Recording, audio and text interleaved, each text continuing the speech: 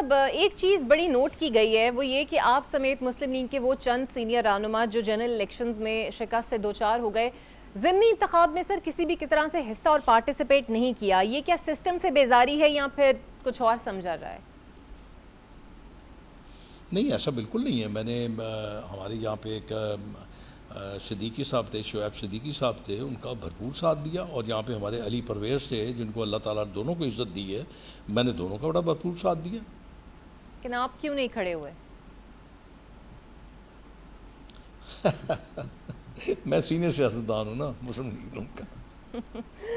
ٹھیک ہے، لیکن یہ سوال جب موقع ملے نا، جب موقع ملے نا، یہ سوال آپ میاں نواز شریف صاحب سے اور شہباز شریف سے کیجیے گا. اچھا کہ آپ کیوں نہیں؟ ویسے تو میں وہی تو کہہ رہی ہوں کہ آپ تو نہیں ہوئے، رانا ثناء اللہ بھی نہیں ہوئے، جاوید لطیف صاحب بھی نہیں ہوئے. ان کا تو چلیں سمجھ آتا ہے، وہ ایک تھوڑا سا اور رخ پہ چل رہے ہیں، لیکن آپ تو اس رخ پہ نہیں چل رہے.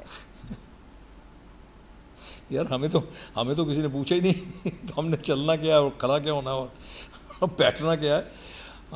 ہمیں کو پوچھے گا تو بتائیں گے نا.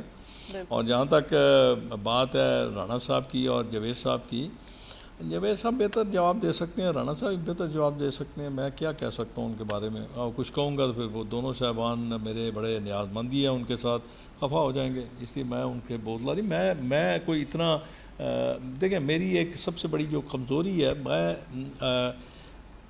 درست بات کرنے کا حامی ہوں. اگر آپ درست بات کریں گے تو کم از کم آپ کا ضمیر آپ کو ملامت نہیں کرے گا.